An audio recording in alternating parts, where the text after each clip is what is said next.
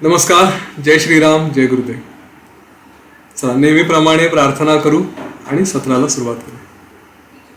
सगळ्यांनी हात जोडा, डोळे मिटा.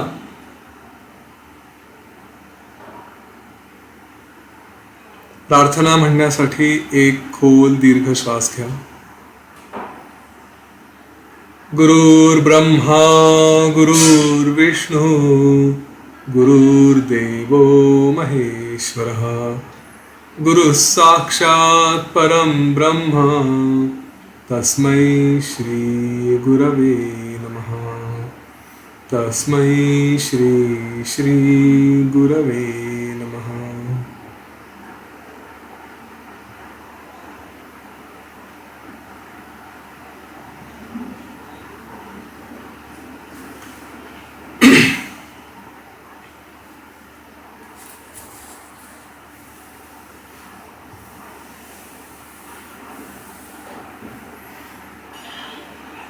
योग वासिष्ठामध्ये आपण काकभूषिंड प्रकरण मागे बघितलं आणि त्याच्यामध्ये जो अतिशय सुंदर उपदेश केला आहे, प्राणायामच्या पद्धती, श्वासाचं महत्त्व, श्वासाचं जे चलनवलन आहे, कसा प्रवाह होतो, या सगळ्याबद्दल फार सुंदर सांगितलं. त्यानंतर वसिष्ठ ऋषींना प्रत्यक्ष शिवाकडनं उपदेश झाला आहे आणि हा उपदेश फार विशेष आहे.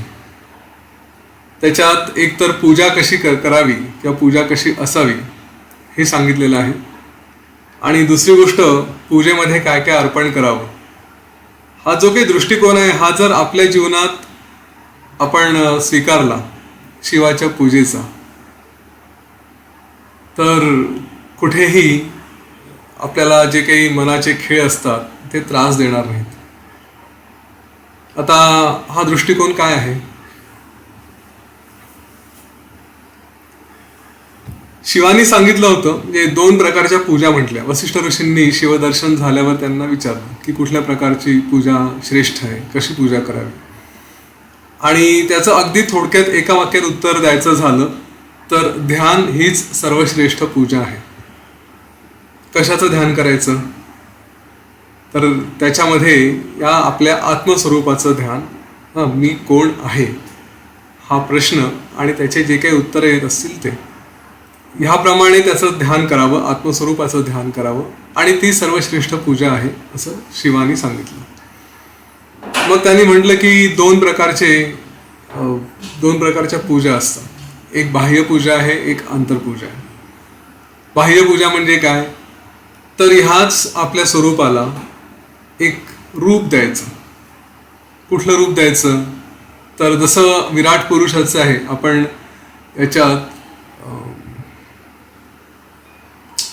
फक्त प्रल्हादाच्या बाबतीत ही गोष्ट आपण ऐकली होती की त्यांनी सुद्धा विष्णूचं असं विराट रूप, हे बाहेरचं रूप आणि आतलं रूप जे तिथे इमॅजिन केलं होतं तेच इथेही आहे. तर हे विराट रूप समजायचं. मग काय आहे माझं स्वरूप कसं असेल? तर माझं स्वरूप हे अनादि अनंत आकाशापर्यंत आहे, आकाश रूप आहे. आणि या निर्माणामध्ये, या सृष्टीमध्ये जे काही आहे ते सगळे हे माझेच वेगवेगळे अंग आहेत. तर त्याच्यामध्ये वेगवेगळ्या योनीतले लोक म्हणा, जे काही स्थावर असेल, जसं झाडं असतील, पर्वत असेल, नद्या असतील, समुद्र असतील, हे सगळे काही माझेच अंग आहेत. काही हा पायाचा भाग आहे, काही डोक्याचा भाग आहे, काही हात आहे, काही आभूषणं आहेत.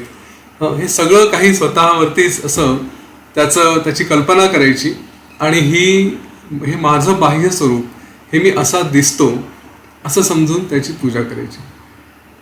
हा एक बाह्य स्वरूपाचा भाग झाला. दुसरा आंतरस्वरूपाचा म्हटलंय, अंतःपूजा कशी करायची? तर मी हाच सगळीकडे आहे, सगळ्यांमध्ये माझंच रूप आहे असं बघायचं. आणि तिथे अंतःपूजा म्हणजे आतमध्येच मी काही आहे, सगळं काही असेल त्या आतमध्येच, माझ्या आतच सगळ्या काही गोष्टी सामावलेल्या आहेत, बाहेर असं काहीच नाही. कारण जे काही अगदी वस्तुस्थितीच्या दृष्टीने विचार करायचा झाला तर हे सगळं जग हे आपलं आतून जे आपण बघतो तेच बाहेर दिसतंय, हो ना. म्हणजे वसिष्ठ ऋषींनी अगदी सुरुवातीला लीला सरस्वती प्रकरणात सुद्धा सांगितलं होतं, माणूस जे स्वप्न बघतो तेच त्याच्यासमोर जसं एखादा सिनेमा पडद्यावरती दिसायला लागतो तसंच सगळं रूप त्याचं स्वतःसमोर येतं. तर हे जे काही बघतो आहे हे सगळं माझंच स्वरूप आहे, माझ्यातूनच बाहेर रिफ्लेक्ट होत आहे, बाहेर दिसत आहे असं समजायचं. आता ह्या पूजेला आणखी चांगलं कसं करायचं, तर जे काही बाहेर दिसतं आहे हे सगळं मी आहे, माझंच आहे. यामध्ये आजूबाजूला दिसणाऱ्या व्यक्ती असतील, आजूबाजूला दिसणारे विषय, वस्तू, जे काही आकर्षणं असतील, जे काही ज्यांचा तिरस्कार करावा असं असेल, म्हणजे ती व्यक्ती असू द्या, तो तुमचा बॉस असू द्या, नाहीतर आपल्या जवळचं प्रेमाचं समजा आपला मुलगा असेल, आई असतील, आणखी जे कोणी असेल, ह्या सगळेजण मीच आहे, माझंच स्वरूप आहे, किंवा यांना सगळ्यांना शिवस्वरूप समजायचं. आपल्याला जर स्वतःचं स्वरूप समजणं कठीण जात असेल तर शिवाचं स्वरूप समजायचं. हे सगळं काही शिवच आहे आणि हे सगळे शिव असल्यामुळे मी या सगळ्यांवरती प्रेम करतो अशी भावना तिथे ठेवायची. अशा रीतीने ही पूजा करायची असं शिवानी सांगितलं. हा जो काही सारांश आहे याच्यामध्ये काय काय अर्पण करायचं, शिवाची पूजेचं साहित्य काय आहे, तर असं म्हटलं आहे बोध आहे, समता आहे, शम आहे, म्हणजे स्वतःवरती नियंत्रण असणं, ज्ञान असणं आणि सगळ्यांकडे समता, समभावानी बघणं, सगळ्यांकडे एकच दृष्टी, ना माझा आहे ना परका आहे ना दुसऱ्याचा आहे किंवा चांगला आहे वाईट आहे अशी कुठलीही भावना नाही. सगळ्यांकडे एकच दृष्टी, समता हा तिथे महत्त्वाचा विषय. तर ह्या भावना करून जेव्हा आपण या सगळ्यांची शिवाची पूजा अशी करतो, सगळीकडे आपण शिवच बघतो, हो ना. अशी एक गालिबचा काय म्हणतात त्याला शेर होता आणि तो उर्दूमध्ये होता, पण तो फार छान, म्हणजे त्या बाबतीत आपणही तेच अप्लाय करू शकतो. त्यांनी म्हटलं होतं की मस्जिद में बैठकर शराब पीने दे जालिम, मस्जिद में बैठकर शराब पीने दे जालिम, वरना वो जगह बता जहां खुदा ना हो. हा तसंच आहे, अशी कुठली जागा आहे जिथे परमेश्वर नाही आहे. मग उलटं केलं, सगळीकडेच परमेश्वर आहे तर सगळीकडेच परमेश्वराला बघायचं. मग ती समोरची व्यक्ती असू द्या, नाही तर कुठली वस्तू असू द्या. एखादी वस्तू आपल्याला ओढते, एखाद्या वस्तूचा तिरस्कार वाटतोय, आहे शिवाचंच रूप आहे असं समजायचं. ठीक आहे. मग याला काय काय अर्पण करायचं या पूजेमध्ये, तर असं म्हटलंय की जे काही माझ्या वाटेला येणारे भोग आहेत ते सुख असू द्या नाही तर दुःख असू द्या, ह्या सगळ्या भोगांची आहुती, सगळ्या गोष्टींची आहुती त्या शिवाला द्यायची. हां, आपण आठवतं कधी हे वाक्य ऐकलेले आहेत याच योग वासिष्ठीच्या सत्रांमध्ये, जीवनात जे काही मिळेल तो सगळा गुरुप्रसाद, म्हणून तो ग्रहण करायचा. आता ग्रहण करणं शक्य नसेल तर मग देऊन टाकायचं. गुरुदेव नेहमी म्हणतात ना, तुम्हारा जो कुछ है मुझे दे दो, तुम्हारे दुख मुझे दे दो, तुम्हारे सुख मुझे दे दो, मुझे कोई प्रॉब्लेम नाही. आम्ही कधी कधी असे म्हटलं जातं की हे जे काही व्हॉलंटियर्स असतात हे कचरा गोळा करणारे ट्रक पण आहे असे म्हटलं जातं. लोकांची सगळ्यांची दुःख गोळा करत गावभर फिरत राहतात आणि ते मग म्हणतात की ठीक आहे जा, सरेंडर केलं सगळे. पण ही भावना असावी की जे काही वाटेला येतं आहे ते सगळंच्या सगळं समर्पित शिवाला समर्पित करा, गुरुला समर्पित करा. आपलं जे काही आराध्य असेल, ज्यांना आपल्याला कनेक्ट करता येतं, ज्यांच्याशी आपण सहज जोडले जाऊ शकतो, त्यांना या सगळ्या गोष्टी समर्पित करायच्या. किती सोपं आहे नाही. काय करतो आपण, या सगळ्या गोष्टींवरती कटकट करत राहतो. हा असाच का आहे, तो तसाच का आहे, माझ्याच नशिबाला का आलं, हो ना. असे अनेक प्रकारचे प्रश्न असतात. पण हा दृष्टिकोन ठेवला तर जे आलं ते समर्पित केलं, बस. मला काही, मी काय आहे काही नाहीच आहे, प्रश्नच नाही आहेत. आणि ते काकभूषुंडचं एक वाक्य डोळे उघडणार आहे. मागच्या सत्रात आपण बघितलं होतं आणि याही सत्रात पुन्हा सांगतो. त्यांनी म्हटलं होतं, एवढे कल्प बघितले, इतके युग बघितले, परंतु ज्याच्यावर आसक्ती ठेवावी असं या जगात काहीच नाही. आसक्तीचा अर्थ बघा, ती काही फक्त मला हे हवं असा नसतो. आपण या विषयावरती पूर्वी चर्चा केली आहे. एक केवळ तो विषय पक्का व्हावा म्हणून पुन्हा पुन्हा सांगतोय की मला ह्याच्याकडून प्रेम हवं. म्हणजे जसा मुलगा शिक्षणासाठी दूर चाललाय तर आई वडिलांना थोडंसं दुःख होतं की अरे आपल्यापासून दूर चाललंय, तर त्याच्याबद्दल आसक्ती असते, हो ना, की प्रेम, की अरे हा माझ्यासोबत पाहिजे, ही वस्तू माझ्याजवळ पाहिजे, ती वस्तू माझ्याजवळ हवी, हे आसक्तीचं हे एक रूप झालं. पण आसक्तीचं दुसरंही रूप असं आहे की काय काय नको. सासू नको. ते एकनाथ महाराजांची भारुडं आहे का, त्यांनी काय काय काय काय सांगितलं एकनाथ महाराजांनी भारुडांमध्ये, हो की नाही.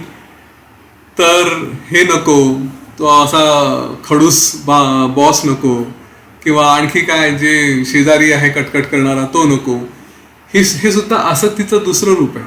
काही हवं आणि काही नको, या दोन्ही गोष्टी.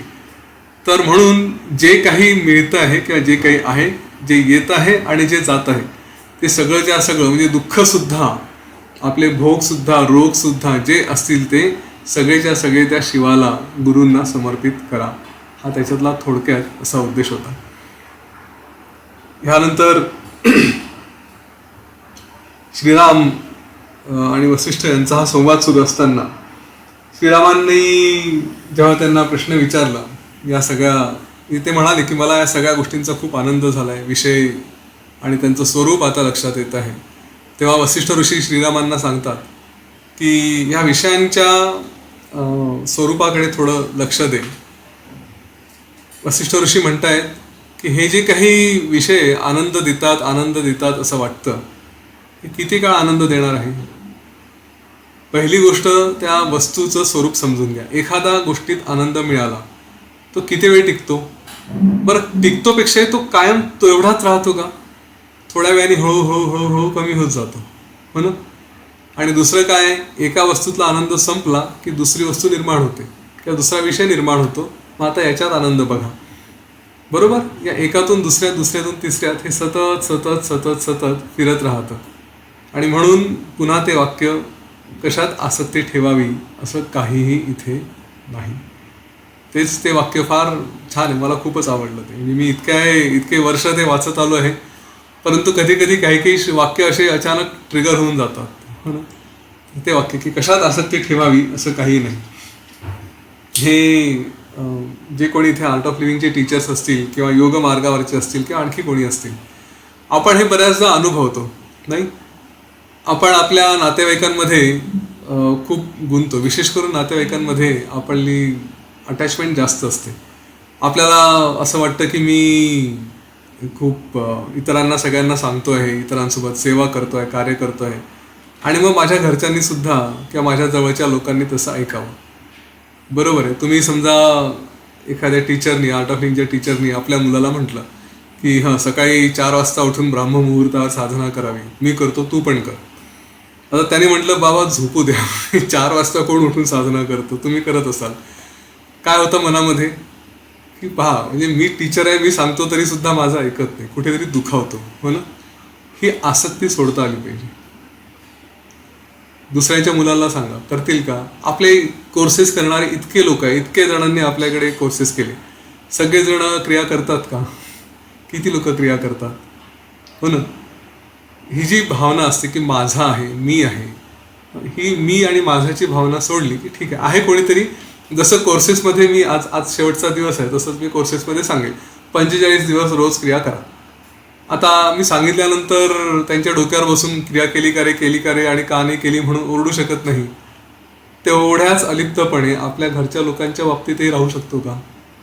ते जर राहता आलं तर ते खरं वैराग्य, तो खरा अहमचा त्याग. नाहीतर मी आहे, माझ्यासोबत हे आहे, आणि मग हे माझं ऐकत नाही, ते माझं ऐकत नाही. आणि दुःख काय होतं माहिती आहे का, ते करतात की नाही याचं दुःख नसतं, माझं ऐकत नाही हे जास्त दुःख असतं.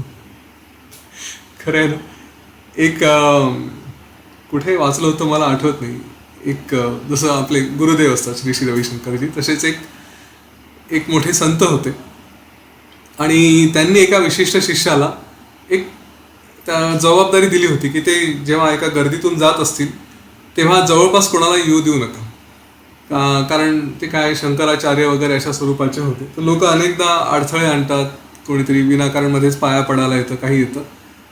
तर त्या शिष्याची जबाबदारी होती की ह्यांना दूर ठेवायचं, भक्तांना जे कोणी येतील त्यांना थोडंसं 1-2 हात दूर ठेवायचं. पण ह्या सगळ्या मार्गामध्ये तिथे एक म्हातारी बाई येते आणि ती वारंवार त्यांना नमस्कार करायचा प्रयत्न करते. आणि हा शिष्य त्यांना त्या बाईला दूर ढकलत असतो. तरी ती पुन्हा येते, हा पुन्हा दूर ढकलतो. आणि तरी शेवटी ती एकदा खूप जवळ येते तेव्हा चिडून जातो आणि हा तिला एकदम जोरात दूर ढकलतो, ती कुठेतरी दूर जाऊन पडते.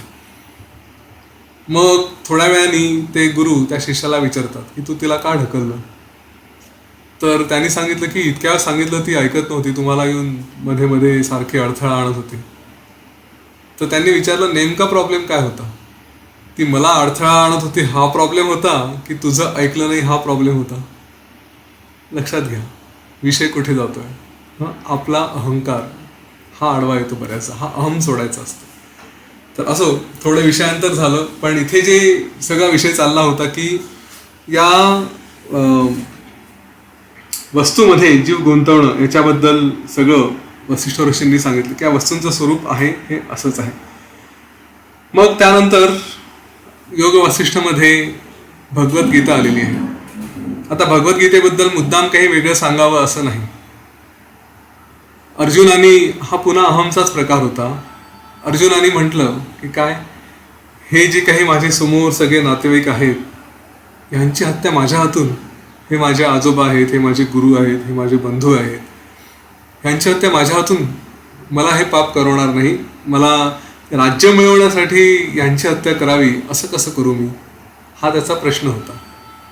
तेव्हा श्रीकृष्णाने जो उपदेश केला तोच म्हणजे भगवद्गीता. काय सांगितलं सगळंच तुम्हाला माहिती आहे, मी मुद्दाम त्याच्या खोलात जाणार नाही, पण एक टच करण्यासाठी त्याला म्हणून सांगतो. त्याने म्हटलं की अरे तू कोण मारणार हा. पुन्हा तोच अहंकार आलाय, मी करतोय, मी मारणार आहे. अरे तू कोण मारणार, हे ऑलरेडी मेलेले आहेत, यांचं ठरलेलं आहे मृत्यू काय आहे. तर त्या सगळ्यांचं जीवन काय आहे हे अगोदरच निश्चित झालेलं आहे. तू एक केवळ निमित्त मात्र आहे, बरोबर आहे. आणि तुझं एक कर्तव्य आहे, क्षत्रिय म्हणून तू तुझं कर्तव्य करायचं. आणि त्यात त्याला जो उपदेश केला होता की जेव्हा आपण हा अहम सोडून काही करतो केवळ अस्तित्व आहे म्हणून, आज माझी भूमिका क्षत्रिय म्हणून आहे, मला सुराज्यासाठी सत्याच्या राज्यासाठी मला लढायचं आहे. जे समोर येतील, जे माझ्या विरोधात असतील, जे असत्याच्या बाजूने असतील त्यांचा वध करणं हे माझं कर्तव्य आहे. त्याच्यामध्ये मी काही करतो असा भाग नाही, पण ही माझी भूमिका आहे, ही भूमिका हे काम करेल. ठीक आहे, एवढंच जर विषय असेल तर अगदी हिंसा झाली तरी त्या हिंसेचा दोष लागत नाही, असं स्पष्टपणे श्रीकृष्णांनी त्या ह्याच्यात सांगितलं. आपण जेव्हा आपल्या मुलांना वळण लावायला जातो, घरामध्ये आपल्याला काही विशिष्ट गोष्टी हव्या असतात, आपल्या समाजामध्ये आपल्याला काही विशिष्ट गोष्टी करायच्या असतात, त्याच्यामध्ये जर भूमिका हीच असेल की माझं एक काहीतरी रोल आहे, काहीतरी कर्तव्य आहे, ते पार पाडायचं म्हणून मी तेवढं करेन, त्याच्यानंतर मी हा प्रकार येणार नाही, असं जर असेल तर मग त्याच्यासाठी जे काही योग्य पावलं उचलले जातात ते सगळे योग्यच. उदाहरणार्थ वडिलांनी मुलाला रागवलं, आता त्या रागवताना काय भूमिका आहे की याचं भलं व्हावं म्हणून रागवायचं आहे, ह्याच्या हातून पुढे चुका होऊ नये, किंवा माझं कर्तव्य आहे की एक वडील म्हणून मला काही गोष्टी करायच्या आहेत, अशी जर भूमिका असेल तर ठीक आहे.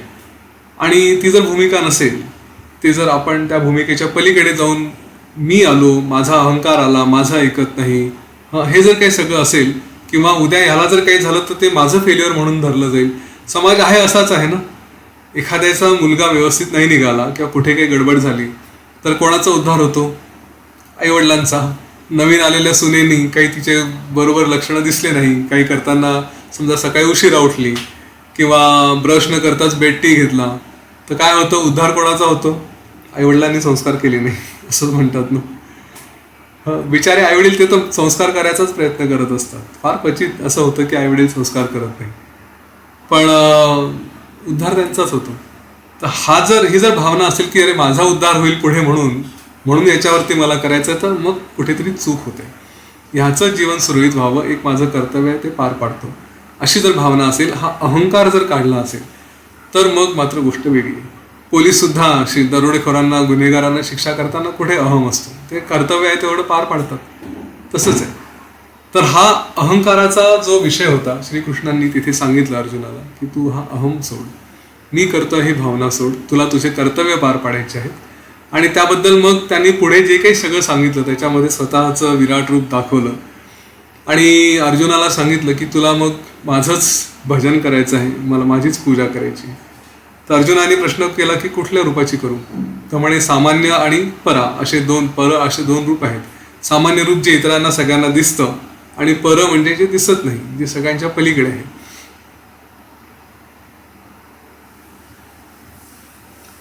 यावरून एक थोडं पुन्हा विषयांतर होईल. अनेक जण म्हणजे फिल्म स्टार्स असतील, मोठे मोठे शो करतात, ते सुद्धा असं कधीतरी बोलून जातात की मूर्तीची काय आवश्यकता आहे. जे नास्तिक असतात ते सुद्धा हा विषय मांडतात की निसर्गावरती प्रेम करा, निसर्ग म्हणजेच देव आहे, मग कशाला या मूर्ती पाहिजे आणि एवढी 1760 रुपये पाहिजे, तुम्हाला हनुमान हवा, गणपती हवा, त्याच्यानंतर शंकराची पिंड हवी, भगवान विष्णू हवे, घरात गोपाळकृष्ण हवा, लक्ष्मी हवी, एवढी देवांची रूपं करण्याची गरज काय, हो ना. तो निसर्ग आहे ना, निसर्गावरती प्रेम करा, असा साधा सरळ विषय त्यांनी मांडलेला असतो. आता याचे अनेक उत्तर आहेत, एक 2-3 त्याचे फक्त टच करतो. एक म्हणजे निसर्ग स्वतः हा अनेक रूपात आहे, बरोबर आहे. तुम्ही निसर्ग, मी निसर्ग, आपले प्रत्येकाची रूपं वेगळे आहेत. झाड आहे, पाणी आहे, झाडांमध्ये अनेक प्रकारचे झाडं आहेत, पर्वत आहे, सगळं काही निसर्गाचे वेगवेगळे रूप आहेत. तर जर निसर्गालाच हौस आहे वेगवेगळे रूपं घ्यायची, तर आणखी 2-4 रूपं आम्ही क्रिएट केले तर बिघडलं कुठे, हा पहिला भाग. दुसरा भाग की ज्याला आकार नाही, रूप नाही, रंग नाही, जे पर म्हणतो आपण, या आत्मस्वरूपाबद्दल बोलायचं झालं तर त्याच्याशी कनेक्ट करणं, त्याच्याशी एक प्रेमभावना निर्माण करणं हे थोडं कठीण जातं, हो ना. कसं काय त्याला रिलेट करणार आहे की अरे हा काहीतरी आहे म्हणून. मग लोक काय करतात की मला जो योग्य वाटतो, जो दिसतो, जो माझ्यासारखा वाटतो, ज्याला मी जवळचा समजू शकतो, असं कुठलं तरी रूप, म्हणजे एक मानवी रूप धरून त्याला वेगवेगळा आकार देऊन मग कधी त्याला श्रीकृष्ण करतात, कधी जटाधारी शंकर करतात, किंवा स्त्री असेल तर तिला सुंदरशी लक्ष्मी करतात, विद्येची एखाद्याला जास्त ओढ असेल तर तो तिला वीणाधारी सरस्वती करतो. हां, हे जे काही आपल्याला सहज सोपे वाटतात, आपल्याला ज्यांच्याशी जोडणं सोपं जातं, अशी रूपं आपणच निर्माण केलेली आहेत आणि त्यांच्यामध्येच आपण ती शक्ती बघतो. त्याच्यामुळे गोपिका, राधा यांना सगळ्यांना कुठला कृष्ण आवडला, पररूप नाही, विराट पुरुष नाही, त्यांना त्यांच्यामध्ये त्यांच्यासारखा होऊन असणारा असा कृष्ण आवडायचा. पण जे कृष्णाचे जे भक्त आहेत, जसं नारदांसारखे वगैरे असतात, त्यांना काय त्यांचं रूपाशी नसतं घेणं, त्यांना फक्त ते जे पलीकडचं आहे, त्याच्याही पलीकडचं जे स्वरूप आहे, जे ज्ञानी लोक आहेत, त्यांना त्याच्याशी ओढ असते. तर हे जे पर आणि सामान्य रूप इथे म्हटलेलं आहे, ते श्रीकृष्णांनी सांगितलं कुठलंही रूप पकडा, मुळात त्याच्याशी काहीही घेणं देणं नाही. ज्यांना जे योगी आहेत ते पलीकडच्या ह्याच्यात परमध्ये असतात आणि जे सामान्य जन आहेत ते सामान्य रूपाशी जोडले जातात. या दोघांमध्येही विशेष फरक काहीही नाही. अर्जुनाला त्यांनी असा उपदेश केला. आणि त्याच्यानंतर मग त्यांनी हे पण सांगितलं की आता जसं ते एक श्लोक आहे पहा, अहम वैश्वानरो भूत्वा प्राणिनाम देहमाश्रितः प्राणापान समायुक्त पचाम्यन्नम चतुर्विधम, हा 15वा अध्याय गीतेमध्ये हा श्लोक आलेला आहे. तर त्याच्या संदर्भात सुद्धा आचारसंहिता पण त्यांनी सांगितली या भगवद्गीतेमध्ये. आता जे पतंजली योगसूत्र ऐकतात किंवा जे थोड्या अध्यात्माच्या मार्गावरती आहेत, त्यांना ही आचारसंहिता म्हणजेच यम नियम ह्या सगळ्या गोष्टी तिथे दिलेल्या आहेत.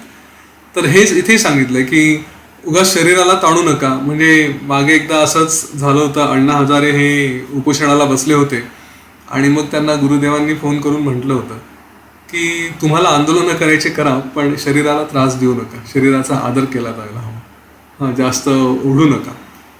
तर विनाकारण शरीराला त्रास देणं हेही बरोबर नाही. एका मर्यादेमध्ये, लिमिटमध्ये उपवास करणं वगैरे शरीर शुद्धीसाठी ठीक आहे, परंतु रागावले आहेत, काही केलं आहे आणि त्याला शरीराला त्रास दिला असं बरोबर नाही. पण त्याच्या उलटही करायला नको की काय वाटेल ते घ्यायचं, अरबट चरबट खायचं असंही नाही. त्या शरीरामध्ये जसं इथे म्हटलं आहे, वैश्वानर म्हणून मी आहे, भगवान श्रीकृष्णांनी म्हटलं आहे, तर त्याचा तसंच आदरही केला जावा, योग्य तेच आणि योग्य तितकंच त्याला खाऊ घालावं, असंही त्याची एक आचारसंहिता इथे थोडक्यात त्यांनी दिली होती. योग वासिष्ठामध्ये तोच भाग आलेला आहे. ह्यानंतर मग भगवद्गीतेचा जे आपल्याला माहिती आहे की अर्जुन आता म्हणाला ठीक आहे मला कळलं, आणि मग तो युद्धाला तयार झाला. इथे ते प्रकरण संपलं. त्याच्यानंतर मग शतरुद्रीय आख्यान आलेलं आहे. शतरुद्र म्हणजे 100 रुद्रांची गोष्ट आलेली. तर ती गोष्टही तुम्ही सगळ्यांनी वाचली आहे.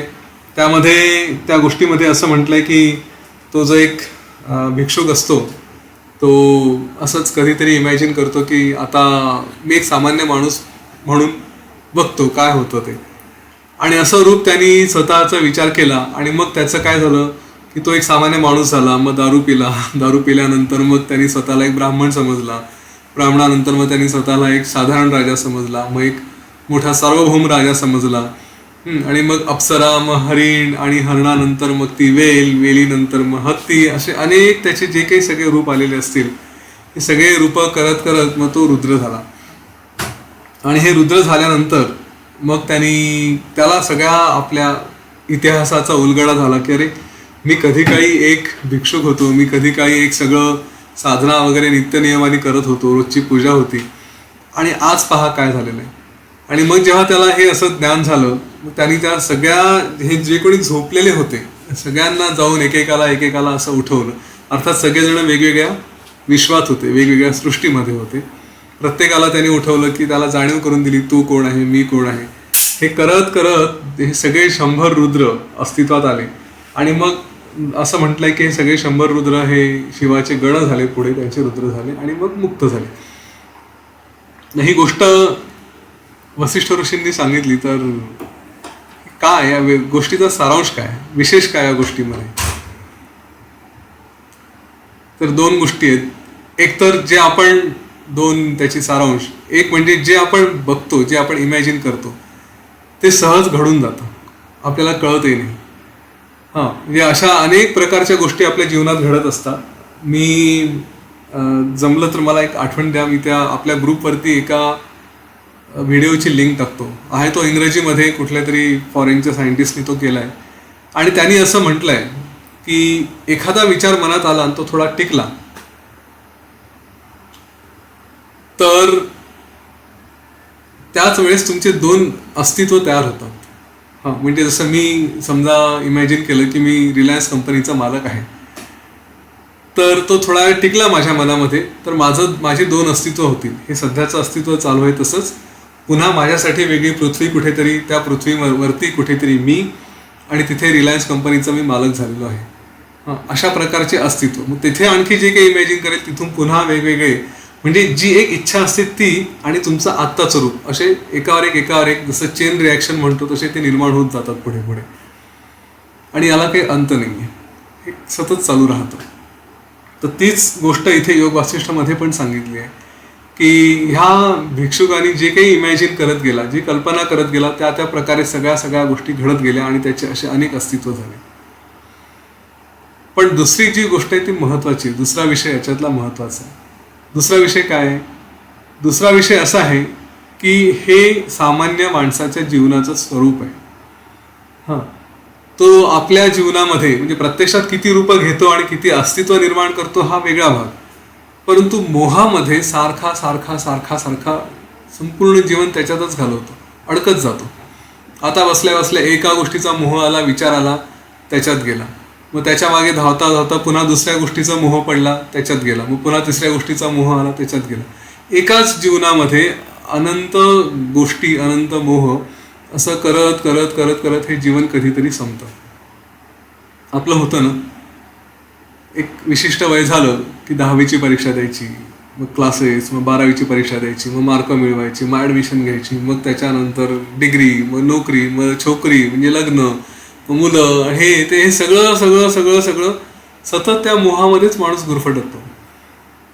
मी कोण ह्याचा विचारच करायला वेळ नाही मिळत, हो ना. आणि हा सगळ्यात बेसिक प्रश्न आहे, जो प्रश्न पडायला पाहिजे तो जन्म का झाला ह्याच प्रश्नाचा विचार नाही करत, बाकी सगळं विचार करत बसतो आपण. तर हे शतरुद्र आख्यान हे महत्त्वाचं या दृष्टीने की इथे सगळं सांगतात की आपल्या जीवनाची कहाणी अशीच आहे. सतत एकात एक चाललं. 100 जन्म त्या भिक्षूचे झाले. प्रत्यक्षात आपले असे अनेक जन्म एकाच जन्मामध्ये आपण करतो. किती भूमिका आणि किती गोष्टी करत राहतो, चालले त्याच्यामध्ये धावत. म्हणून सजगपणे मी करणारा नाही हा अहंभाव म्हणजे हा जो अहंभाव असतो तो सोडून की मी काही करत नाही, ही भावना ठेवायची. आणि त्याच्यानंतर सगळ्या गोष्टी करायच्या, ठीक आहे, कर्तव्य आहे. मग मला जे काही करायचं असेल, संसार करायचा असेल, कर्तव्य आहे म्हणून करायचं. समाज ऋण असतं फेडायचं असतं, पितृऋण फेडायचं असतं, म्हणून संसार करायचा, प्रत्युत्पादन करायचं, मुलांना जन्म देणं वगैरे, ह्या सगळ्या गोष्टी त्याचा भाग. नसेल करायचं, ब्रह्मचर्य राहायचं असेल तसंही भाग, काय आहे मला समाजकार्य करायचं, आणखी काही करायचं आहे म्हणून तेही. जे उद्दिष्ट असेल त्याच्यामध्ये केवळ हे शरीर आहे अस्तित्वात आणि या शरीराकडून काहीतरी करणं अपेक्षित आहे, नुसतं शरीर स्थिर राहू शकत नाही. मग जे काही करायचं असेल ते कर्तव्य म्हणून पार पाडायचं, एवढीच भूमिका असावी. बाकी तिथे कुठेही मी हा प्रकार यायला नको. बोलायला फार सोपं आहे, अनेकदा या गोष्टी फार कठीण होतात आणि अनेकांना या कठीण होतात. म्हणजे असे अनेक किस्से आहेत की जिथे लोक निस्पृहपणे त्यांनी काम केलं, फॅमिलीवरती कॉम्प्रोमाइज केलं, पगार घेतला नाही, त्याच्यानंतर रात्रंदिवस एखाद्या गोष्टीसाठी काम केलं, त्याच्यात पैशाची अपेक्षा नाही, अनेक प्रकारचे मान अपमान सगळं काही सहन केलं. हे करून त्यांनी काहीतरी असं मोठं विशेष असं अचीव केलं असतं, काहीतरी मिळवलेलं असतं. आणि जेव्हा ती सोडायची वेळ येते तेव्हा मात्र हा सगळा अहंकार बाहेर पडतो. करताना सुरुवातीला म्हटलं होतं की नाही, मला हेच करायचं आहे, मला माझी स्वतःची पर्वा नाही, पैशाची पर्वा नाही, पैशासाठी कोण करतं, हे ध्येय आहे, हे ध्येय पूर्ण करायचं. हां, परिवार ठीक आहे ते बघतील, ठीक आहे, मला काही नाही मिळालं तरी चालेल, मी या कार्यामध्ये मला अपमान झाले तरी ठीक आहे, तो मी नाही आहे, अपमान वगैरे या गोष्टींच्या पलीकडे जाऊन मी कार्य करेन. पण जेव्हा तुम्हाला काहीतरी मिळतं, जेव्हा तुमच्या कार्याचं स्वरूप दिसायला लागतं, मोठं काहीतरी अचीव केलेलं आहे, एखादी इन्स्टिट्यूशन उभी केली, एखादी शाळा उभी केली, कॉलेज केलं किंवा कंपनी उभी केली, आणि जेव्हा ती सोडायची वेळ येते किंवा त्याच्यातून बाहेर पडावं लागतं, सन्मानाने म्हणा, अपमान होऊन म्हणा, जे काही असेल ते, त्यावेळेस दुःखी होतं की नाही ह्याच्यावरती ह्या सगळ्या गोष्टी अवलंबून आहे. जर दुःखी झाले तर दुःख कशाचं होतं? ज्या गोष्टी मी करत नाही अशी जी सगळे आपण वारंवार म्हटलं होतं त्याच गोष्टींची उजळणी, मी हे केलं, मी ते केलं, मी असं केलं, मी तसं केलं, एवढे अपमान सहन केले, इतकं केलं, हा जो मीपणाची भावना असते तिथे ती आपल्याला बांधते.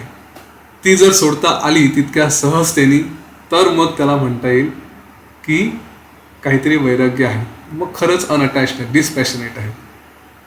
म्हणून ते श्रीरामांचं वाक्य फार सुंदर होतं. जेव्हा त्यांचा राज्याभिषेक करायचं ठरलं आणि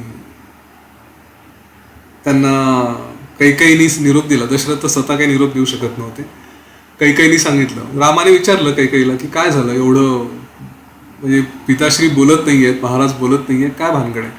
त्यांच्याकडे जावं तर ते असे दुःखी दिसत आहेत, त्यांच्या तोंडून शब्दही निघत नाही, मग काय झालंय त्यांना? तर तेव्हा कैकेयीनी सांगितलं की तुझा उद्या राज्याभिषेक होणार होता, पण काय? तर म्हणाले की त्यांची इच्छा आहे की तू 14 वर्ष वनवासात जावं, आणि ते काही त्यांना सांगायची हिंमत होत नाहीये. तर श्रीराम म्हणाले बस एवढीशीच गोष्ट आहे, हो ना, आपल्यात आहे का एवढी धमक? एवढीशीच गोष्ट आहे. लक्षात घ्या, हा जो भाग होता याला वैराग्य म्हणतात, की जे सगळं हाताशी आलेलं आहे, मी उभं केलंय, तो मीपणा सोडून ठीक आहे, ही भूमिका आहे पार पाडायची आणि तू पुढे जायचं. तर हे सगळं या शतरुद्री आख्यानानंतर हा जो अहमभाव आहे याच्याबद्दल आपण काय काय कशात गुंतत जातो ह्याबद्दल सगळं सांगितलं. श्रीरामांनी विचारलं की हे सगळं खरं आहे, पण खरंच एकाच वेळेस 100 अस्तित्व असे होऊ शकतात का? तर वसिष्ठ ऋषी म्हणतात की जे सामान्य लोक आहेत त्यांना जे आपली भूमिका आहे, आपले जे ज्ञान आहे, त्याच्यामुळे ते एकानंतर एक अशा अनेक रूपं घेऊ शकतात. परंतु जे योगी आहेत ते एकाच वेळेस असे अनेक रूपं घेऊ शकतात. दत्त नृसिंह सरस्वतींबद्दल अशी गोष्ट आहे की त्यांनी एकाच वेळेस 8 ठिकाणी आणि पुन्हा स्वतःच्या आश्रमात असे 9 ठिकाणी आपलं अस्तित्व दाखवलं होतं. योग्यांना हे शक्य आहे. इनफॅक्ट त्यांना हेही शक्य आहे की त्यांचं जर काही प्रारब्ध असेल तर एकाच वेळेस अनेक ठिकाणी स्वतःचं अस्तित्व निर्माण करून ते सगळे प्रारब्ध भोगून तिथेच सुटूही शकतात. मुळात त्यांना काय प्रारब्ध असेल तर असेल, थोडंसं माझ्या साधारण भाषेत बोलायचं तर 4 आणि 8 आणि काहीतरी असतील, तेवढंच ते त्यांना सुटायचं, विशेष काय असणार आहे त्यांना, हो ना. तर हे त्याच्यात अनेक रूपं घेऊन ते सुद्धा सोडू शकतात.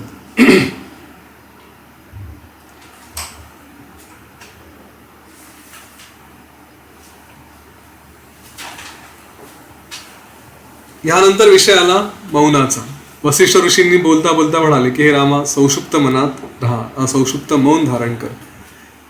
श्रीरामांनी विचारलं, 3 प्रकारचे मौन माहिती आहेत. एक वाणीचं, जे बोलायचं नाही. दुसरं अक्ष, म्हणजे आपल्या इंद्रियांचं. अक्ष म्हणजे फक्त डोळे नाही, अक्ष म्हणजे इंद्रियांचं. आणि तिसरं काष्ठ मौन, की जिथे सगळंच शरीरच स्थिर आहे, का नुसतं दगडासारखं पडून राहायचं, त्यात काहीही करायचं नाही. काष्ठ म्हणजे लाकूड, लाकडासारखं पडून राहायचं, काहीही कृती नाही, नुसते तसेच राहिले. तर हे सौषुप्त मन काय आहे? आपल्यातले अनेक जण, जसं आता कधी तुमच्यातल्या ज्यांनी ॲडव्हान्स कोर्स केला असेल आणि नसेल केला तर जरूर करा. या काळात भरपूर ॲडव्हान्स कोर्स होत आहेत आश्रमामध्ये. शक्यतो आश्रमात जाऊन करा, फिजिकली सुरू होत आहेत म्हणून. ऑनलाईनपेक्षा ते केलेले बरे आहेत. तर त्याच्यात मौन असतं आणि तेही मौन हे खरं म्हटलं तर सौषुप्त मौन अशा स्वरूपातलं अपेक्षित असतं. पण प्रत्यक्षात सांगताना की तुम्ही वाणीचं मौन ठेवा, बोलू नका. हां, आणि आपल्या याच्यामध्ये या मौनाचं फार महत्त्व आहे. मौन म्हणजे फक्त तोंड बंद ठेवलं म्हणजे झालं असं नाही. त्याच्यातून हळूहळू आतमध्ये जाऊन आपले जे इंद्रिय आहेत, म्हणजे मी म्हणेल ही एक एक पायरी आहे. की तोंड बंद ठेवायचं, ह्याचा अर्थ खाण्यावरती आणि बोलण्यावरती दोन्हीवरती नियंत्रण. बोलणं बंदच ठेवायचं, खाण्यावरती तर शरीर चालवण्यापुरतं काय असेल ते. पण त्याच्यानंतर जेव्हा आपण बोलत नाही कोणाशी, तर मग आता काय करायचं? हो हो हो हो आपले इंद्रिय हे आपल्या आतमध्ये यायला लागतात. एक जोपर्यंत तोंड बंद आहे तोपर्यंत डोळे इकडे तिकडे बघत राहतील. कोणी दिसलं तर नुसतं हाय म्हणतील किंवा काय करतील. म्हणजे बोलता येत नाही, पण आता निदान ऍक्शन तर करता येते. म्हणजे इंद्रिय अजून ऍक्टिव्ह आहेत. नंतर पुढची पायरी घ्यायची त्याच्यामध्ये, की आपले सेन्सेस, आपले इंद्रिय हे सुद्धा कुठल्याही गोष्टीला प्रतिसाद देणार नाही. डोळ्यांना काही दिसलं तर काही दिसलं की नाही दिसलं, ठीक आहे, जसं एक्सरे सारखं असतं, पलीकडचंच दिसलं आहे. किंवा काही ऐकलं तर कानावर पडलं की नाही पडलं, अशा रीतीने कुठल्याही गोष्टीला प्रतिसाद न देता. तर हे जे पुढचं रूप आहे की ज्याच्यात आपले इंद्रिय सुद्धा आपल्या आतमध्ये येतात आणि आतमध्ये आल्यानंतर आतमध्ये सुद्धा काही बघत नाही. ठीक आहे, आताही आपण विचार करतो, बोलतो, स्वतःशीच बडबड करत असतो, काही ना काही आतल्या चाललं असतं. ह्या गोष्टींना सुद्धा थांबवणं म्हणजे हे पुढचं इंद्रिय मौन, अक्ष मौन. वाणीकडून इंद्रियाकडे आलो. आणि याच्यानंतर काष्ठ मौन. आता काष्ठ मौन मध्ये असं अपेक्षित आहे की तुम्ही एका ठिकाणी लाकडासारखे, पुतळ्यासारखे बसून राहा. खरं म्हणजे तसं म्हटलं तर वास्तविक या शरीराला शक्य नाही. शरीर हे चालवावंच लागतं. जे काही अतिशय पुढच्या स्टेजला गेलेले योगी असतात त्यांना हे शक्य आहे. पण सामान्य माणसाला काय, इंद्रिय स्थिर झाले आहेत, वाणी स्थिर झालेली आहे. मग पुढे काष्ठ मौन म्हणजे काय, तर या शरीराने मुद्दामहून कुठली कृती करायची गरज नाही. आपण स्थिर राहावं, ध्यानात राहावं.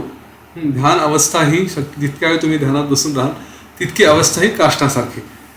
पण याच्या पुढचं सौषुप्त मन काय आहे? सौषुप्त मन ह्या सगळ्यांच्या पुढे, की आता मी कृतीत आहे, ॲक्शनमध्ये आहे, परंतु माझी वाणी ही स्थिर आहे. ती विनाकारण काहीतरी बडबड करेल असं नाही. काय जेवढं आवश्यक असेल तेवढंच करेल. माझे इंद्रिय हे अलर्ट आहेत, पण ते रिॲक्ट करत नाही. माझे जे काही सेन्सेस आहेत ते काम करत आहेत, परंतु त्यांचं कार्य काय आहे? प्रतिसाद न देणं. एखाद्या गोष्टीला जर प्रतिसाद नाही मिळाला तर ती गोष्ट कार्य करते असं म्हणता येईल का?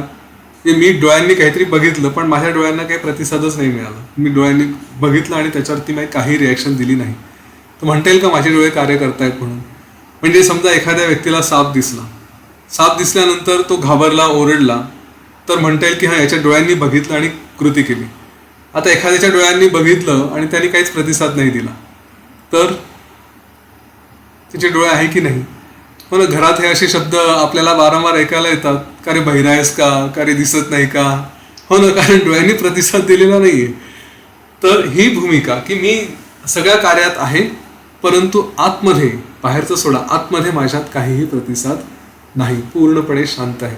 आतले इंद्रिय, बाहेरचे इंद्रिय यांना स्थिर केलं आहे. जे कर्तव्य पार पाडायचे तेवढ्यापुरती ते कार्य करतील. आणि काष्ठ म्हणजे काय, की माझं शरीर कार्य करत आहे, परंतु शरीरामधून कृती अशी काहीही मला अपेक्षित नाही. अर्जुनाचंच उदाहरण घ्या. बाण मारतो आहे, धनुष्य घेतलेलं आहे, सगळं काही कार्य केलं, युद्ध करतो आहे, परंतु त्याच्यामध्ये कार्य हे कुठलंही करत नाही, कारण मीच नाही. एक शरीर करत आहे म्हणून करत आहे. त्याच्यात ही काष्ठ भावना या आपल्या सूक्ष्म शरीरासाठी आपण लावू शकतो. हे बाहेरचं जे स्थूल शरीर आहे कार्य करत आहे, पण सूक्ष्म शरीर हे काष्ठ भावनेने आहे, त्याला काही करणं अपेक्षितच नाही. एक या स्थूल शरीराचे कर्तव्य म्हणून ते पार पाडत आहे. अशा रीतीने हे 4 प्रकारचे मौन आणि त्याच्यातलं सगळ्यात श्रेष्ठ हे सौषुप्त मौन असं इथे म्हटलेलं आहे. आणि जेव्हा या सौषुप्त मनामध्ये असतो तेव्हा मग ही जी काही शिवाची पूजा आपण म्हटली होती की जी बोधानी आहे, जी शम अवस्थेत आहे, जी समतेच्या दृष्टीने आहे, ती आपली पूजा तशी सुरू राहते. आपलं प्रत्येक कार्य म्हणजे काय, सगळ्यांप्रती समता, सगळ्यांप्रती तीच हा शिव आहे किंवा मीच शिव आहे किंवा तो म्हणजे मीच आहे, ही जी काही असेल सगळ्यांचं ते पूजन, सगळ्यांप्रती आदर, हे सगळं असतं. आपलं कार्य हे समतेने सुरू राहतं, दृष्टी तशीच असते, ज्ञान असतं. त्यामुळे आज जो पूजेने केलेला विषय सुरू केला होता की सगळीकडे सगळ्यांचीच पूजा होते आहे आपल्यामधून, कोणाबद्दल द्वेष, तिरस्कार, नकारात्मक भावना नाही, असं जे अस्तित्व असतं ते या सौषुप्त मनापर्यंत ही मनात भावना ठेवली तर ती पूजा ही साध्य होऊ शकते. तर ही भावना ठेवावी, असे सौषुप्त मनामध्ये राहा. कार्यात आहोत परंतु प्रतिसाद नाही, ना वाणीचा आहे, ना इंद्रियांचा आहे, ना शरीराचा आहे, सगळं काही स्थिर आहे.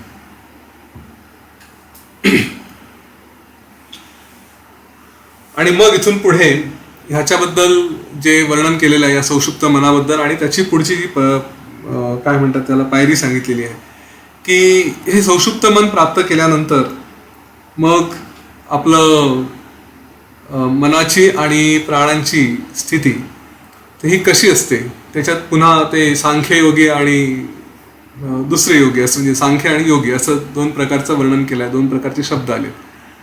तर इथे एक आहे जे ज्ञानाने वागतात आणि दुसरे आहे जे योगासन म्हणजे प्राणायाम आणि योग याचा माध्यमाचा उपयोग करतात. हा जो काही सौषुप्त मनाला डिस्टर्ब करणारा, सौषुप्त मौन आपलं तोडणारं कार्य काय कशामुळे होतं तर वासनेमुळे होतं.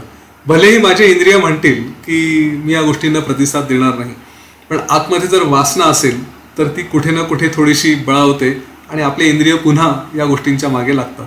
ही वासना पुन्हा जसं म्हटलं आपले नातेवाईक असतील, आपले वस्तू असतील, आपल्या काही इच्छा असतील, मी असं असावं, मी तसं असावं, या सगळ्या गोष्टींसाठी ती वासना असू शकते. आणि ही वासनाच आपल्या प्राणाला आणि मनाला दोघांनाही स्पंदनं देते, दोघांनाही ती चालू करते, ॲक्टिवेट करते. आणि म्हणून या वासनेला जर वासनेचा क्षय करायचा असेल तर ह्याच दोघांचा उपयोग करता येतो. कोणाचा, प्राणाचा आणि मनाचा.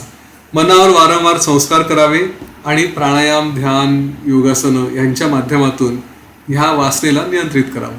वासना क्षय झाला म्हणजे मुक्ती. अगदी सोप्या भाषेत सांगायचं झालं तर वासना आहे तर बंधन, वासना नाही तर मुक्ती, इतकं सिंपल आहे. तर या वासनेचा क्षय कसा करायचा, प्राण आणि मन हे दोघे एक दुसऱ्याला कारणीभूत असतात. मन चंचल झालं तर आपला श्वास, आपला प्राण इकडे तिकडे बिघडतो, आपल्या शरीरातच आपल्याला जाणवायला लागतं.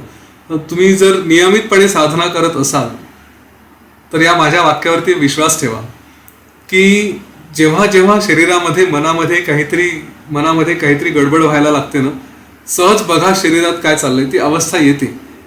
ते आपल्याला जाणवतं की अरे माझ्या शरीरात इकडे इकडे असं असं होत आहे, कुठेतरी गडबड होत आहे, डोक्यात त्रास होत आहे, काही ना काही ज्या गोष्टी असतात त्या जाणवायला लागतात. कधी कधी आपलं मन इतकं क्षुब्ध झालेलं असतं, इतकं बिघडलेलं असतं की आपल्या शरीराकडेही लक्ष नसतं. पण जेव्हा हे या मार्गावरती आहोत तेव्हा आपल्याला पटकन लक्षात येतं की माझ्या शरीरात कुठेतरी काहीतरी होत आहे. आणि मग ह्या मनाला तर मी लगेचच्या लगेच आवरू शकत नाही, कारण ते ज्ञान हे पटकन येईल आणि सावरेल असं होऊ शकत नाही. तर मग काय मदतीला येतं, आपले प्राण, आपला श्वास ह्याच्यावरती लक्ष ठेवलं तर आपोआप बाकीच्या सगळ्या गोष्टी स्थिर होतात. श्वासावरती लक्ष ठेवलं की मन स्थिर होतं, मन स्थिर झालं की आपोआप आपल्या शरीरातले जे काही स्पंदन असतात, शरीरात जो काही बिघाड व्हायला लागलेला असतो तो सुद्धा स्थिर होतो. सहज बघा कधी हा प्रयोग करून. कुठल्या कारणामुळे हृदयांची धडधड वाढलेली असेल तरी धडधड वाढलेली आहे, मग आता काय करायचं, मग आता फक्त श्वासाकडे बघा. श्वास बघितलं की मन स्थिर की हृदयाची धडधड सुद्धा आपोआप शांत होते. याच्या उलट सुद्धा तसंच आहे. जर मनाला स्थिर करण्याचा अभ्यास केला, तो कसा करतो आपण, ध्यानाच्या माध्यमातून.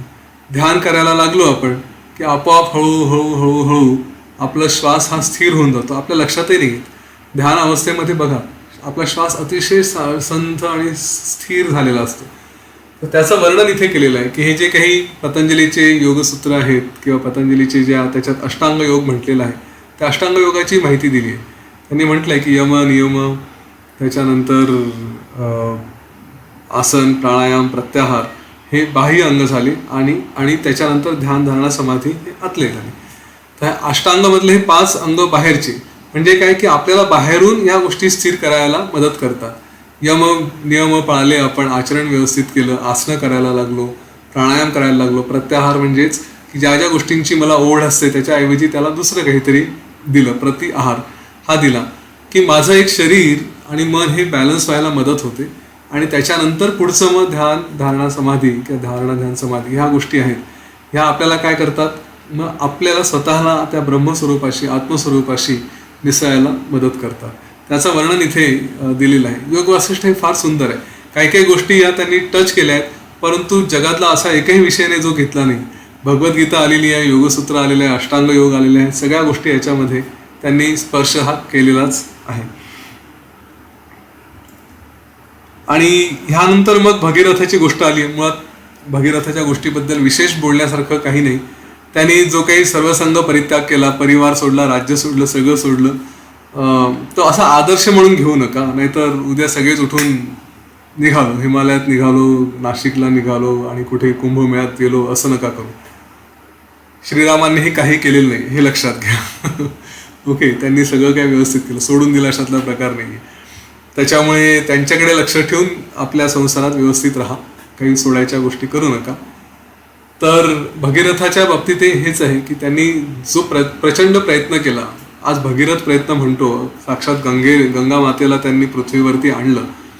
त्याच्यामागे काय भूमिका होती, त्याच्यामागे कुठलं ज्ञान होतं, तर हेच की ती पूर्णपणे सगळं सोडून काय साध्य करता येईल ते. बरं, या सगळ्या याच्यामध्ये 1-2-3 गोष्टी पण आल्यात काही साध्य करण्यासाठी. एक आहे एकतत्व अभ्यास. एकच एक गोष्टीचा अभ्यास करायचा, त्याचं अनुसंधान असं म्हटलेलं आहे. एकाच गोष्टीचं, एकच तत्वाचं जे प्राप्त करायचं असेल त्याच्यावरती सतत सतत कार्य केलं की आपल्याला ते सगळं साध्य होतं. तरी मोक्षाचे जे 2-3 उपाय दिलेले आहेत त्याच्यामध्ये एकतत्व अभ्यास पण म्हटला होता. आणि भगीरथाने बरोबर तोच त्या एकाच गोष्टीचा अभ्यास की गंगा मातेला इथे आणायचं, माझ्या पूर्वजांना मुक्त करायचं, हा जो त्यांचा भगीरथाचा प्रयत्न होता तो या एकतत्व अभ्यासामुळे सगळं साध्य होऊ शकलं. आणि म्हणून आज भगीरथ प्रयत्न हे सगळ्या चांगल्या प्रयत्नांना मिळालेलं उदाहरण आहे, नाव आहे त्याचं. तर याच्या पुढे अतिशय सुंदर अशी चुडालाची गोष्ट सुरू होईल. चुडाल आख्यान हे सुरू होत आहे, ते जरूर एन्जॉय करा. खूप सुंदर आहे, खूप छान ज्ञान आहे त्याच्यामध्ये. पती पत्नींचं प्रेम, एक दुसऱ्याप्रती असलेली कमिटमेंट. भगीरथाचेच प्रयत्न तिने चुडालाने केले आपल्या पतीला ज्ञान मिळवण्यासाठी. तिने असे प्रयत्न सोडून नाही दिले, तिने पण केले. पण ते कसे केले आहेत, पुन्हा आसक्ती विरहित, हे लक्षात घ्या. नाही तर माझा नवरा आहे त्याला कसं काय मिळत नाही, आता मी करूनच दाखवते. आणि मग काय होतं, आपण काय करतो, डोक्यावर बसतो. आपल्यातले ज्यांचे कोणाचे नवरा किंवा बायको आपण या मार्गावरती आहे आणि ते नाही आहेत, तर आपण त्यांना म्हणजे रोज टोचत राहतो, कर रे कर रे, ऐक रे ऐक रे, बस रे बस रे, असं आपण किंवा बस ग, हे कर ग ते कर ग, स्वतः टोचत राहतो आणि त्यांनी संघर्ष निर्माण होतो. तिने काय असं आसक्ती सहित नाही केलं, तिने आसक्ती विरहित केलं.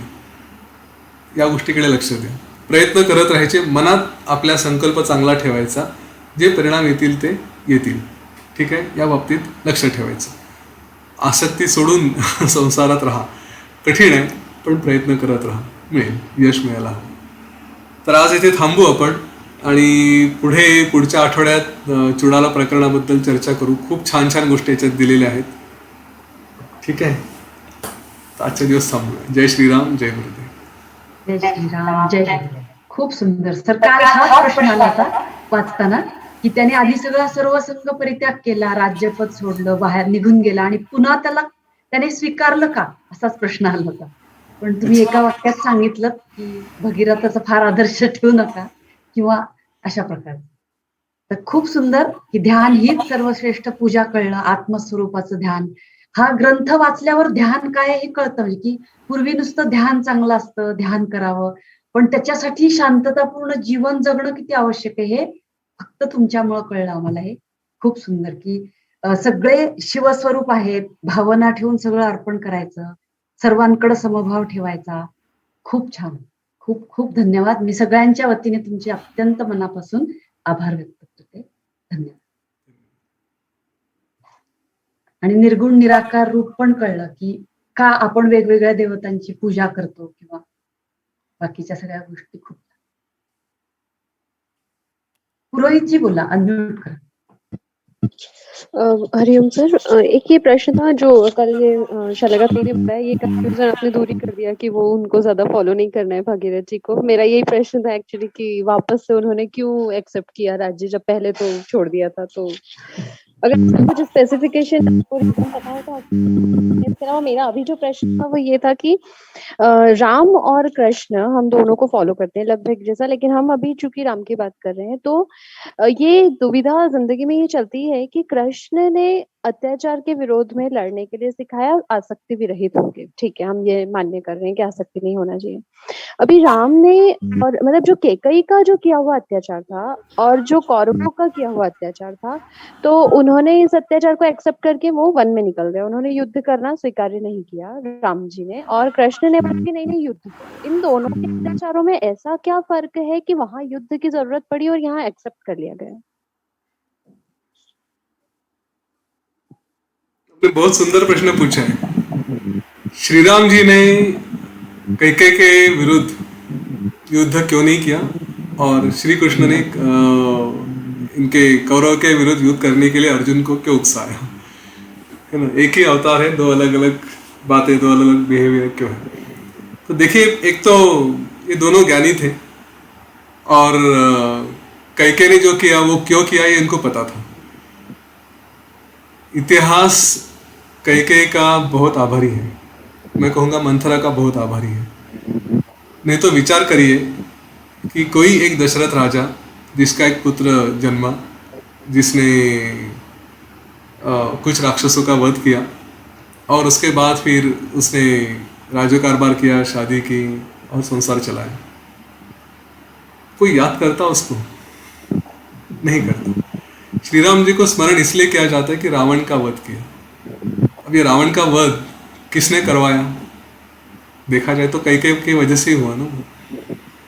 तो यहाँ पे ये जानते थे कि ये ऐसा होने वाला है और ये ऐसा होना चाहिए, इसलिए उन्होंने वो किया. श्री राम जी उस समय, अभी युग की भी बात की जाती, कभी कभी ये भी बोलते कि वो उनका त्रेता युग था श्री राम जी का, उसके बाद फिर द्वापर युग था. हर युग में अपने अपने बिहेवियर, अपने अपने बर्ताव भी थे. लेकिन एक हिसाब से देखा जाए तो उनको पता था ये ऐसा होना चाहिए करके. दूसरी, पिता की आज्ञा थी. यह श्री राम जी के साथ जो हुआ वो उनके पिता के वचन की पूर्ति थी, पिता के वचन की, पिता की आज्ञा थी कि ऐसा करना चाहिए, इसलिए उन्होंने किया. वहाँ पे उनकी माता थी. ये माता की इच्छा थी या नहीं थी ये बात अलग है, लेकिन पिता के मुंह से वो आज्ञा आई थी कि तुम जाओ ये करो. तो वो एक आदर्श, उसका आदर्श पालन करना था. इधर अगर आप कौरव पांडव के बीच में ये कंपैरिजन करते हैं तो यहाँ पे कोई पिता नहीं थे कि जिनकी कोई इच्छा थी, जिसका कोई आदर किया जाना चाहिए. अगर अर्जुन को यूं कहे कि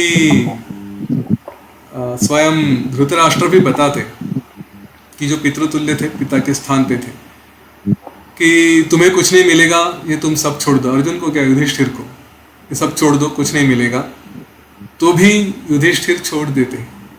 अगर पितामह भीष्म उनको कहते कि नहीं तुम कुछ नहीं मिलेगा, सब कुछ ये किसको, दुर्योधन को मिलना चाहिए, तो भी वो छोड़ देते. ठीक है, तब भी वो आदर्श थे. लेकिन यहाँ पे बात दुर्योधन और युधिष्ठिर के बीच की थी, उस राज्य की थी. दुर्योधन के कुछ अधिकार भी नहीं थे कि वो कुछ बताए, लेकिन वो अपने अधिकार, उसके जो राजकुमार करके, राजकुमार भी या राजपुत्र करके भी उसको अधिकार नहीं थे. तो दुर्योधन ने जो अधिकार नहीं है उसके ऊपर अपना अधिकार जमाने की कोशिश की. ना उसने अपने पिता की बात मानी, ना उसने अपने पितामह भीष्म की बात मानी, ना गुरुजनों की बात मानी. यहाँ पे एक तरह से उसने अपनी तरफ से अधिकार जमाया था, अपनी तरफ से कंट्रोल कर लिया था जो उसका नहीं था, और इसलिए युद्ध होना आवश्यक था. भगवत गीता में, योग वशिष्ठ में जो बताया गया है, युद्ध का दूसरा कोई कारण और था. क्या था कि ये जो वैवस्वत करके यम थे, वैवस्वत मनु के उस समय के जो यमराज थे, तो वो ऐसा कहा है कि कुछ जब उनका कार्य ही है कि लोगों को इस धरती से उठाकर लेकर जाना, तो एक तरह से वो ऐसा कहते हैं कि हत्या हो जाती है, कि हम जीवों को उनका जीवन समाप्त करके लेकर जाते हैं। तो यमराज को भी थोड़े समय के लिए इन सब बातों से दूर रहने के लिए, एक तरह से प्रायश्चित्त लेने के लिए कुछ समय ध्यान में रहना पड़ता है। और जब यमराज ध्यान में रहते हैं तो यहाँ पे सृष्टि में किसी की मृत्यु नहीं होती, तो फिर लोक संख्या, पॉपुलेशन इतनी बढ़ जाती है कि कहीं पे पृथ्वी का बोझ बढ़ जाता है, अत्याचार बढ़ जाता है, लोगों को इधर उधर जाने के लिए भी जगह नहीं रहती। तो इस पृथ्वी का बोझ कम करने के लिए ये पृथ्वी माता ही स्वयं भगवान विष्णु के पास जाती है और कहती है कि अभी मेरा बोझ कम करो। और इसीलिए फिर भगवान श्री कृष्ण अपना अवतार, मतलब भगवान विष्णु श्री कृष्ण के अवतार में और अर्जुन के अवतार में आते हैं और फिर ये युद्ध होता है। तो युद्ध होना आवश्यक था।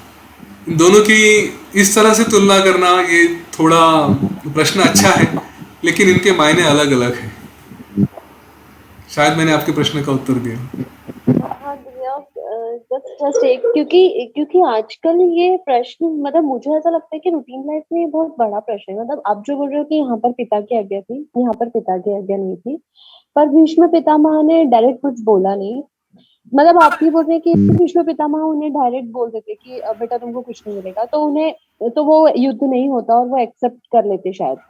मतलब बाकी आज्ञा इतनी छोटों के या सामने विरोधी पार्टी के उसमें उस प्रेशर में या उनके प्रभाव में यदि बड़े ऐसी गलत आज्ञा भी दे दें, तो हमारा ये होना चाहिए कि हम वो आज्ञा मान लें, राइट?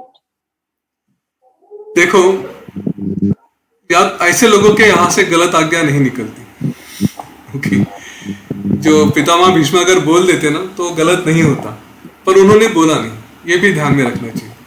ये लोग गलत बोल ही नहीं सकते, उतना विश्वास केवल एक पुत्र को नहीं पूरे समाज को भी होता है। अभी ये कहा जाए कि अगर हमारे पिता कुछ करे या अत्याचार करे तो फिर हम सहे कि नहीं सहे, अगर ऐसा प्रश्न आता है तो इसके बहुत मायने हैं। पहले तो समाज के लिए अच्छा है कि नहीं है वो देखना पड़ेगा। कोई आज्ञा, अगर कोई पिता किसी पुत्र को कहता है कि जाके किसी का खून कर दो, हाँ किसी का वध कर दो, तो वो पिता कितना शक्तिशाली है कितना नहीं है, उसकी बातों में कितना अर्थ है, ये समझ में आना चाहिए। और फिर वो समाज हित में है कि नहीं है, ये भी समझ में आना चाहिए। इसलिए परशुराम जी की कहानी भी सामने आती है। उनके पिता जमदग्नि ने कहा कि माता की हत्या कर दो, तो उन्होंने तुरंत अपनी कुल्हाड़ी उठाई, जो परशु था वो उठाया और हत्या कर दी। और जब जमदग्नि ने ऐसा मांगा कि क्या अभी तुम्हें वर चाहिए, तो उन्होंने मांग लिया, मुझे मेरी माता वापस दे दो और इसके बाद इस तरह के आप किसी को भी आज्ञा नहीं दोगे, ये भी उन्होंने मांग लिया। ठीक है, तो आज्ञा पालन करते समय ये समझ में आना चाहिए कि हम किसकी आज्ञा मान रहे हैं, क्या कर रहे हैं। इतना तो हमें कॉमन सेंस होना चाहिए। त्रेता युग की बात और आज की बात मैच नहीं कर सकते। धन्यवाद, काफी हद तक मिला मुझे प्रश्न का जवाब। बस ये है कि, और इसके अलावा अभी जैसे हम ये वाला जो निर्वाण प्रकरण पढ़ रहे हैं, ये है तो बहुत सुंदर फील करने के लिए भी, पर वही यहाँ पे अब ये चीज बहुत ज्यादा हो रही है कि फील बहुत हो जा रहा है जब तक पढ़ रहे हैं। पर अब एक अंदर ये संघर्ष, मेरे तो पर्सनली, मुझे नहीं पता सबको हो रहा है ये संघर्ष चालू हो गया है कि गृहस्थ में रह के इतना ज्यादा फॉलो करना, मतलब ज्यादा भी नहीं पर शुरुआत भी, तो मैं तो मतलब वो षड्रिपु वाला ही गेम चल रहा है अभी कि मुमुक्षु वाला, तो उतना ही मेंटेन करने के लिए बस अभी संघर्षरत हूँ। पर ये वाली चीजें गृहस्थ में रह के फॉलो करना शायद नामुमकिन है, या पता नहीं मुमकिन है, क्योंकि ये लोग सन्यासी हैं। अब जैसे भागीरथ जी का अपन एग्जाम्पल है, तो ये एक बार तो इन्होंने सन्यास ग्रहण किया ही, तभी वो वापस आ गए, वो बात अलग है। पर एक बार मतलब गृहस्थ में लेके थोड़ा मुश्किल हो रहा है, मुझे ऐसा लग रहा है कि थोड़ा संघर्ष फील हो रहा है कि टेंशन हो रहा है, मैं तो नहीं कर पा रही हूँ ऐसा, ये तो मुझसे गलत हो रहा है, ऐसी चीजें भावनाएं मन में आ रही है, उससे स्ट्रेस बढ़ रहा है मेरा। अब पता नहीं, हो सकता है संघर्ष चला जाएगा धीरे धीरे, पर ये फीलिंग हो रही है अभी। ठीक है, भगवान श्री कृष्ण को देखिए, श्री राम जी ये घर गृहस्थी वाले ही लोग थे। ठीक है, हाँ, ये गलत धारणा दूर करने के लिए ही योग वासिष्ठ और भगवत गीता है कि घर गृहस्थी है और घर गृहस्थी में रह के भी आपको वैराग्य आना चाहिए। श्री कृष्ण ने जब अपने पूरे परिवार का, पूरे वंश का नाश होते हुए देखा, तो वो खाली बस सुखी आंखों से देखते रहे कि चलो ये सब यादव समाप्त हो रहे हैं। उनका जो आखिरी युद्ध हो रहा था, तो श्री राम जी ने अपने छोटे भाई को भाई का त्याग किया था, लक्ष्मण जी का त्याग किया था, वो भी कहानी आपको पता होगी। तो क्या है, ऐसा है ना, सीता मैया का त्याग किया तो क्या बड़ी खुशी से किया था, घर गृहस्थी का भाग था तो वो किया उन्होंने। ये सारे उदाहरण हमें यही दिखाते हैं। श्री कृष्ण को पता नहीं कितने निर्णय लेने पड़े, लेकिन उन्होंने तो वही था, वैराग्य के साथ ही लिया, आसक्ति रहित रहे। हाँ, आप अभी के संतों की बात पढ़िए, संत एकनाथ पढ़िए, संत तुकाराम पढ़िए, उन्होंने भी पूरा आसक्ति रही थी। उनके उनकी भी शादी हुई थी, परिवार था, सब कुछ था। तुकाराम अगर देखेंगे तो उनकी पत्नी उनको कितना बोलती थी, कितने ताने मारती थी, है ना। वो हर बार हाँ वो बिट्ठू देख लेगा बस ऐसा करके छोड़ देते थे। तो ये सब सुनना पड़ेगा। संसार में है तो बीवी या हस्बैंड बोलेंगे नहीं, ऐसा तो नहीं होगा। सारे इधर उधर से आप जो पत्थर है आपकी मूर्ति बनाने के प्रयत्न में लगे रहेंगे। आप अंदर से अपने आप में वो ज्ञान वगैरह लेके अपने आप को सुधारो, और आपको ठोक ठोक के अच्छी मूर्ति बनाने का काम बाहर की दुनिया करती रहेगी। अपने आप को हर समय यही सुनना क्या सुंदर होते जा रहे, देखो कितना आपका पेशेंस रहता है। गड़बड़ होगी, हम कभी गुस्सा करेंगे, कभी चिढ़ेंगे, सब कुछ करते रहेंगे, हाँ, डांटेंगे, फटकारेंगे, मारेंगे, सब होगा। लेकिन वो छोड़ दे, दो चॉइसेस रहेंगे कि यार ये ज्ञान सब झूठा है, कुछ काम का नहीं करके छोड़ दो, फिर प्राणायाम भी छोड़ दो, ध्यान भी छोड़ दो, योगासन भी छोड़ दो, कुछ होता नहीं करके छोड़ दिया, जैसे जिंदगी आएगी वैसे चलेगी, ये एक चॉइस है। दूसरा कि चलो आज फर्क नहीं पड़ा, कल जाके फर्क पड़ेगा, अंदर कुछ तो हुआ है, प्राणायाम करके कुछ तो होता है, ज्ञान का कुछ तो अंदर असर होता है, ये विश्वास रखे और आगे बढ़ते रहे, ये दूसरा चॉइस है। मेरे ख्याल से दूसरा चॉइस डेफिनेटली होपफुल है। पहले इसमें तो आशा भी नहीं है, दूसरे इसमें तो थोड़ी सी आशा पकड़ सकते हैं, तो ये चालू रखे, फायदा तो होते रहेगा। पर ये ग्रंथ एक्चुअली मिरेकुलस तो है, मतलब सभी कुछ इतना सच लिखा हुआ है। अभी मैंने एक प्रश्न और आपके लिए लिख के रखा था, और पता नहीं कैसे आपने विषयांतर करके उसका बीच में ही जवाब दे दिया अहंकार से रिलेटेड। मैंने बोला अरे ये कैसे हो गया एकदम, मतलब कैसे आंसर है इसका, लेकिन ऐसा हो रहा है और ऐसा कई बार होता है, तो इतना अच्छा लगता है ना कि वाह, मतलब पता नहीं क्या हो रहा है, वाह टाइप की फीलिंग होती है। ठीक है, तो धन्यवाद।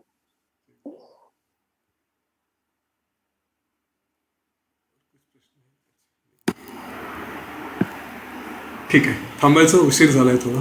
हो, चालेल. जय श्रीराम, जय जय गुरु. श्रीराम, जय गुरुदेव.